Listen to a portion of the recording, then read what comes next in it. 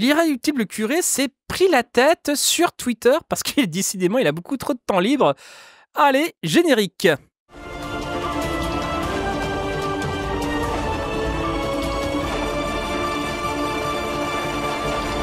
Allez, bannissez-moi ce connard. Donc oui, alors, moi on m'a passé ça en DM, je sais plus si c'est Facebook ou Insta, je sais plus, un des deux. Et donc là, il y a le compte Twitter Actuel Moyen-Âge, qui est un compte tenu par un historien, je crois, c'est ça, ouais, voilà. Il est tenu principalement par Florian Besson. C'est un blog de diffusion de la recherche en histoire médiévale, voilà, c'est un truc tenu par des historiens. C'est quand j'étais vraiment actif sur Twitter, là, parce que là j'ai un compte un peu fantoche, on va dire, pour voir les choses qui se passent, quand on m'envoie les liens Twitter. Et ben ouais, quand j'avais mon compte, vraiment, c'était un compte que je suivais, que je lisais avec beaucoup d'intérêt, parce que c'est un compte plutôt basé et historique, enfin, de manière historique assez solide. Et donc là, en fait, Actuel Moyen-Âge, il tweet avec il QRT plutôt, une interview sur le Puy du Fou en disant: je ne suis pas du tout d'accord, le Puy du Fou n'a rien de beauf ni de plouc, c'est au contraire soigné, précis, souvent très beau. Qu'on soit bien d'accord, le parc porte un discours réactionnaire et nationaliste, mais ce mépris de classe est infondé et stupide. Totalement, là, pour le coup, on est sur un tweet assez basé, voilà, le Puy du Fou, ouais, effectivement, enfin, moi j'y suis jamais allé parce que je donnerai jamais un centime à ce connard de Villiers, parce que bon, financer des royalistes bourgeois, à un moment donné, j'ai peut-être autre chose à foutre de mon fric. Mais ouais, techniquement, je crois que c'est un consensus assez largement partagé que le truc est plutôt techniquement très bon. Et ça serait même level mondial, un truc plutôt indépendamment effectivement du discours politique qui porte le bordel, mais techniquement, apparemment c'est abouti. En tout cas, je ne vois même à gauche, on admet que le truc est plutôt de très très bonne tenue, quoi. J'ai envie de dire, même malheureusement, quoi. Et donc là, face à quelque part cette banalité, voilà, un irréductible athée, voilà, il pop un peu du bordel, machin, et il tweet. Alors, je vais faire l'irréductible athée, mais en essayant d'imiter De Villiers, ce sera très drôle. Mais oui, alors que le parc Astérix a lui vocation à présenter une reconstitution historiquement juste de la vie des Gaulois. Et je plantais les minarets. Dites-moi ce que vous pensez de l'imitation dans les commentaires, s'il vous plaît. Donc voilà, là, l'irréductible athée commente un truc un peu... Il fait une falle. Le sophisme de la fausse équivalence, comme diraient certains zététiciens. Oui, en fait, Goscinny et Uderzo n'ont jamais eu, comment dirais-je, la prétention que le truc était un minimum vrai, tu vois. Ou même il n'y a jamais eu une volonté d'historicité, en fait, dans le parc Astérix. La potion magique n'est pas un élément d'histoire. Un élément d'histoire, merde. Il n'y avait pas Panoramix, enfin bref. Quoique, attends, non, je vais pas faire la vanne. Non, je vais pas la faire. Vas-y, c'est parti. Alors, Actuel Moyen-Âge répond: soupir. Vous vous croyez original, on a dû entendre la blague / critique 400 fois. Le parc Astérix n'est pas le support d'une propagande savamment orchestrée qui réécrit l'histoire de France pour délivrer un message politique. Alors oui, effectivement, pour celles et ceux qui ne sauraient pas, Philippe de Villiers aussi, bon, je pense que tout le monde a à peu près les datas, c'est un catho intégriste proche de la manif pour tous qui croit en la théorie du grand remplacement. Il lutte aussi pour faire reconnaître le génocide vendéen. Et même des historiens de droite disent non, le génocide vendéen c'est de la merde, voilà, si tu veux, c'est pas un truc d'historien gauchiste, non, le génocide vendéen c'est de la merde. Enfin, c'est aussi valide historiquement que le sabre laser et les Jedi, tu vois. Bon, à un moment donné, même si c'est dans une galaxie lointaine, très lointaine, je pense que c'est avant tout un bail d'imagination. Non, le génocide vendéen, non, n'a aucun fondement historique, en fait. Aucun. Strictement aucun. Même des historiens de droite l'avouent, ça, en fait. Et donc, justement, De Villiers milite pour qu'on reconnaisse le génocide vendéen, etc. C'est un délire de monarchiste, un peu bizarre. Enfin, ouais, ça pouvait prendre du temps Charles Maurras, mais maintenant, le débat est mort et enterré depuis très très longtemps, quoi.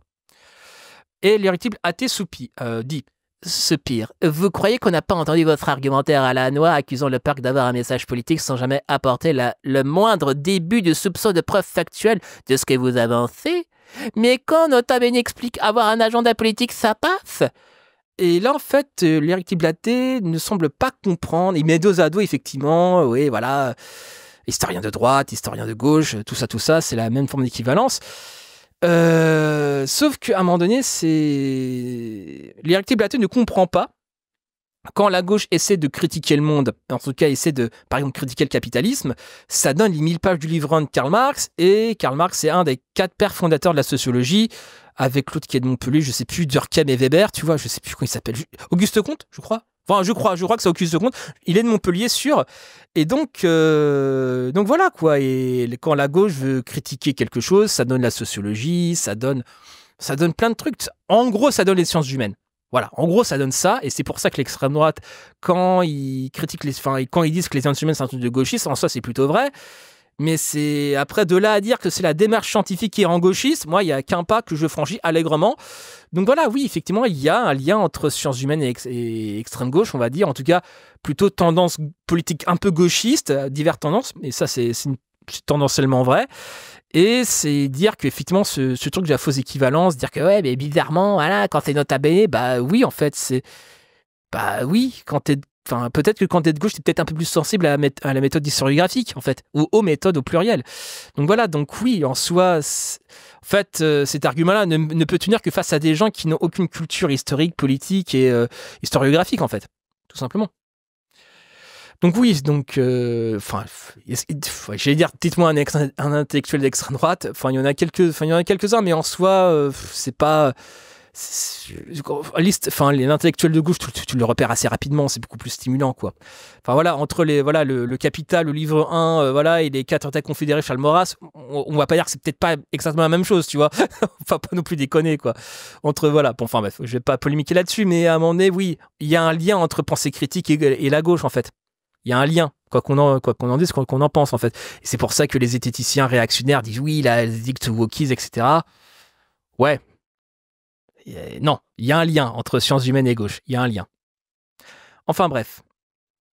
Et aussi, enfin ouais, c'est ce que je voulais dire aussi, bah, sauf que là, Lucas Blaté, là, il passe un peu pour un con parce qu'actuel Moyen-Âge, ça se sait en fait qu'il avait participé au livre Le Puits du Faux. Justement, ça sera le sujet du tweet juste après.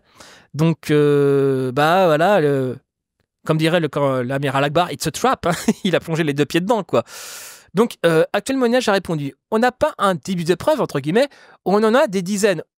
Exposé dans ce livre dont je vous recommande la lecture. D'ailleurs, De Villiers le dit lui-même explicitement. Il a créé le parc pour diffuser un discours politique révisionniste et complotiste. Les, je ne cite, Vendéens, Le Puits du Faux, que je mettrai dans la description bien évidemment, que j'ai lu et qui est qui est plutôt basé quand même. Enfin, basé dans le sens public en fait, parce que je suis plutôt habitué à lire des livres assez chiants et redondants, tu vois, bien que, bon, notamment l'édition critique de Mein Kampf est pas si difficile à lire. Franchement, c'est large. Enfin, disons que c'est digeste. Après, le format encyclopédique et le livre, c'est une plaque de marbre, on est d'accord. Mais je pense notamment aussi à Zisternel, ni droite ni gauche, idéologie fasciste en France. Là, le bouquin est assez. Faut s'accrocher pour le lire quand même, hein, celui-là. Hein. Ou Emmanuel Faye sur Heidegger, introduction du nazisme dans la philosophie. Bon, je t'avouerai que j'ai acheté le livre il y a des années, j'en ai lu un tiers, le truc m'est échappé des mains.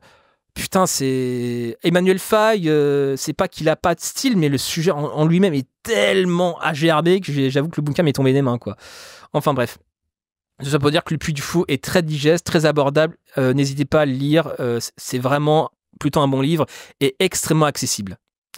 Et donc là, il y a MattF34 qui répond « Ça me fait marrer, il y a Blaté qui prend la défense d'un parc réactionnaire dont les spectacles sont empreints d'un regret de l'ancien régime et de sa religion d'État et écrit par un intégriste catholique. Merde, l'attraction phare de leur truc, c'est une pseudo-relique de Jeanne d'Arc. Je crois que c'est une bague, ouais, je crois en plus. Je crois que c'est une bague. J'ai regardé il y a peu la vidéo d'une youtubeur. Non, je crois que c'est... On va assumer que c'est un youtubeur américain parce que spécialisé, mais pas eux, on va dire, d'un youtubeur américain dans la visite des parcs d'attractions du monde entier. Il se considérait comme l'un des plus beaux du monde et n'avait strictement rien à foutre du message politique et qui fait juste les spectacles. Bah, il le dit ça, l'actuel Moyen-Âge, que techniquement le truc est très bon. Bah, même nous à gauche on le dit que enfin, malheureusement que le truc est très bien, oui, d'un point de vue technique, ouais. Enfin, on n'a jamais remis en cause ça, mais non, mais je pense que le gars, il sait pas lire en fait. Il dit, ouais, on en a à foutre du spectacle, machin. Bah, si... imaginez un parc d'attractions sur comment l'islam s'est étendu dans la péninsule arabique. Je suis pas sûr que le gars, il le prenne avec le smile. Dites-moi ce que vous pensez dans les commentaires, cette théorie. Genre, un parc d'attractions qui évoque la vie de Muhammad et qui dépeint la conquête de la péninsule arabique de l'islam. Et je suis pas sûr qu'il le prendra aussi bien, je pense, hein, bizarrement, tu vois. Voilà, donc, ouais, et après, il y a 2 tweets, bon, on s'en fout un peu, voilà. C'est marrant pour des gens qui se présentent comme neutres parce que historien, c'est incapacité de regarder que ce bigot de De Villiers a créé un truc formidable. Quoi? Dans les films hollywoodiens, il y a aussi des erreurs historiques, voulues ou pas, et on s'en tape. Donc, en fait, là, on a un militant athée, littéralement, qui répond à un historien qui a travaillé sur le Puy du Fou, qu'on a produit une critique avec d'autres collègues historiens et historiennes d'ailleurs. Il a demandé des preuves, il a reçu un livre dans la gueule, il s'excuse pas. Du genre, pardon, me suis trompé. Et il dit oui, mais, hein, il fait chier, les historiens ils font que critiquer, et puis non, puis il y a des spectacles. Ouais, mais il l'a dit en fait, que techniquement c'était très bien en fait. Que non, justement, c'est pas un truc de plouc ou de beauf en fait. C'est un truc qui est plutôt bien tenu, malheureusement. Donc, j'ai envie de dire, là, l'Éric Blaté, il est en train... je vais dire, je sais pas, il a un débat avec sa main droite, là. C'est compliqué, quand même, comme technique, tu vois. Le gars, il parle tout seul, en fait. Il est dans son délire, en fait. Et franchement, moi, je serais assez curieux de qu'il y ait un parc d'attractions, un parc d'attractions tenu par, je sais pas, moi, voilà, qui, comme je vous l'ai dit, décrit la conquête de l'Arabie de la péninsule arabique par l'islam. Moi, je pense qu'il verra, oui, complot islamo-gauchiste, hein, complot. Et là, il y a littéralement un cato intégriste, la Manif pour tous, qui veut remettre sur le trône de France un roi. Et là, le militant athée, pouf, il n'existe plus là, il n'y a que le pestacle, voilà, comme dirait Guy Debord, le pestacle. Et je tenais aussi à préciser que si vous voulez vraiment, comment dirais-je, avoir une vraie vision athée de l'histoire, j'ai produit avec Guillaume Deloison une série de podcasts sur les histoires des philosophies matérialistes. Lien dans la description, et aussi Guillaume Deloison, on a fait parce qu'en fait, on avait pris le livre de Charbonnat, enfin dirigé par Pascal Charbonnat. Le livre n'est plus réédité depuis des années, je crois c'est 10 ans, mais peut-être un peu moins. En tout cas, depuis des années, le livre n'est plus réédité. Donc, je l'ai acheté de cas, je l'ai passé à Guillaume. Il a fait une note de lecture en PDF. Je mettrai le lien.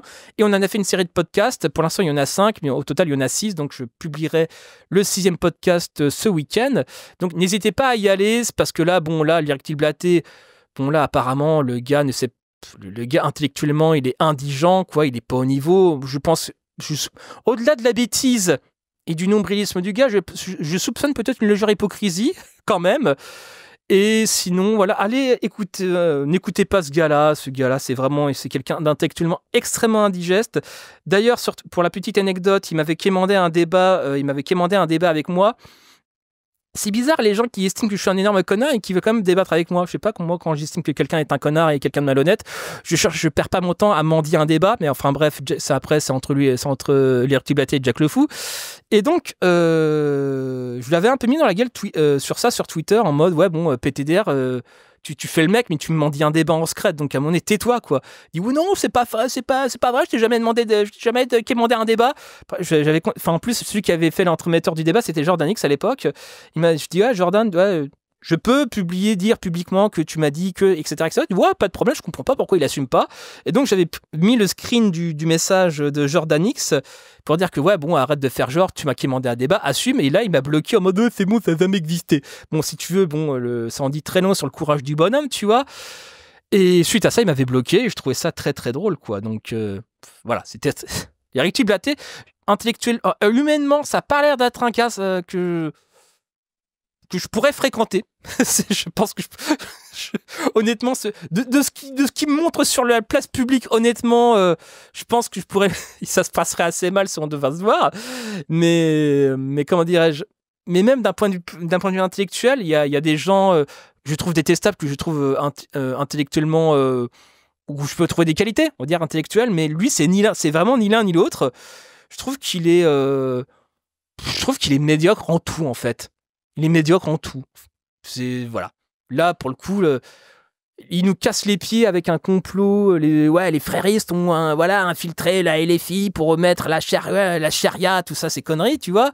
Et là, il y a littéralement De Villiers, responsable du parc, du Puy du Fou, en mode il veut mettre un roi sur le trône de France, il est là en mode oui je ne vois rien, il nous fait une Gilbert Montagnier quoi.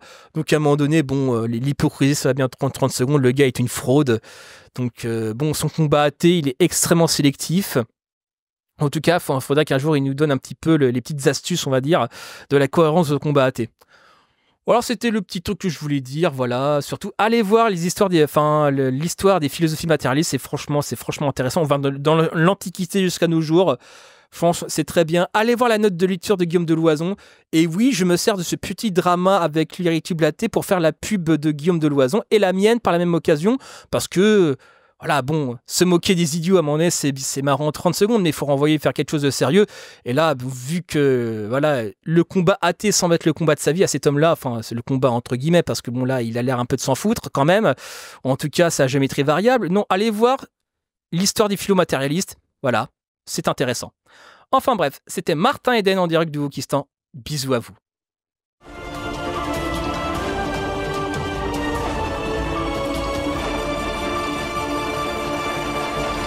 Allez, bannissez-moi ce connard.